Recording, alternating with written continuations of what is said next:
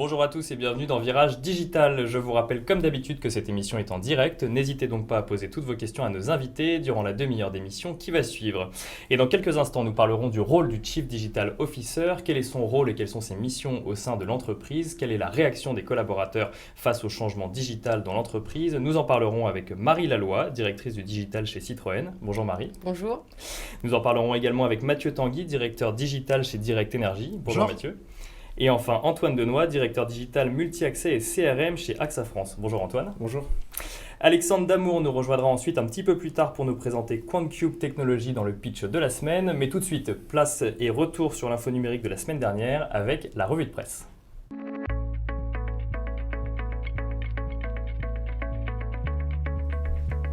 Nokia va racheter l'un des champions français des objets connectés. Il s'agit de la start-up Weezings, spécialisée en santé connectée, qui a notamment commercialisé une balance, un thermomètre ou encore des montres connectées.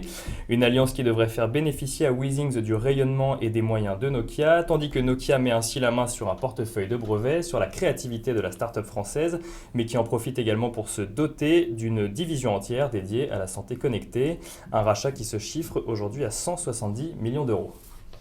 Deuxième info de cette semaine, YouTube lance un nouveau format publicité éclair. Dès le mois prochain, vous verrez se multiplier sur vos vidéos des bumper ads, des publicités de 6 secondes avant la lecture donc de vos vidéos. Spécialement conçues pour un usage sur smartphone ou tablette, elles ont également vocation à être intégrées un petit peu plus tard dans des campagnes publicitaires plus importantes. L'intérêt pour les marques est de pouvoir répéter un message en étant sûr qu'il sera reçu par sa cible, parce que oui, ces bumper ads ne pourront pas être passés comme les publicités aujourd'hui, une solution qui devrait donc contenter les internautes d'un côté parce que les publicités seront plus réduites, mais les marques de l'autre car elles seront sûres que la publicité sera diffusée.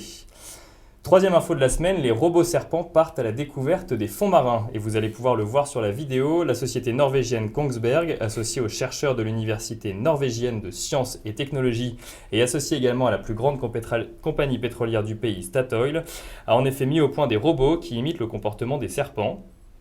Et il fallait au moins ça pour atteindre les gisements norvégiens de pétrole au fond des océans. Ces robots constituent une solution d'exploitation fiable et peu coûteuse. En imitant le déplacement d'un serpent, ils permettent une plus grande flexibilité de mouvement, davantage de rapidité, mais aussi une économie d'énergie. Ils pourront ainsi opérer des tâches répétitives, mais également des tâches délicates telles que l'inspection, le nettoyage ou enfin le réajustement des valves. Et enfin, dernière info de la semaine, après Nuit debout, je vous présente la nuit Makeuse. Elle se tiendra ce soir à Paris, place de la République. Les veilleurs désirent rematérialiser l'espace public, je cite, en récupérant ou en fabriquant le matériel nécessaire à la survie du mouvement Nuit debout. Un vélo générateur d'électricité est d'ailleurs prévu à cet effet, ce qui permettra de concilier les deux objectifs de la veillée, rendre le mouvement autonome et notamment en électricité et en énergie propre, mais aussi plus largement sensibiliser la population à la transition énergétique. Les veilleurs ont donc la volonté de faire évoluer la nuit debout en ce qu'on appelle un Fab Lab, à savoir un espace de fabrication numérique ouvert à tous, relayé sur les réseaux sociaux. Une page Wikipédia a également été créée pour l'occasion.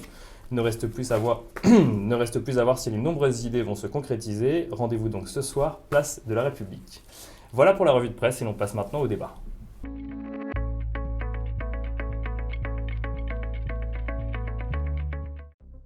Demain appartient aux plus rapides. Pour vous aider à aller toujours plus vite, nous avons créé une nouvelle entreprise totalement dédiée à l'avenir de votre secteur. Où les hommes, la technologie et les idées font avancer le monde ensemble. Accélérer l'innovation, accélérer le changement, accélérer l'avenir. Hewlett Packard Enterprise.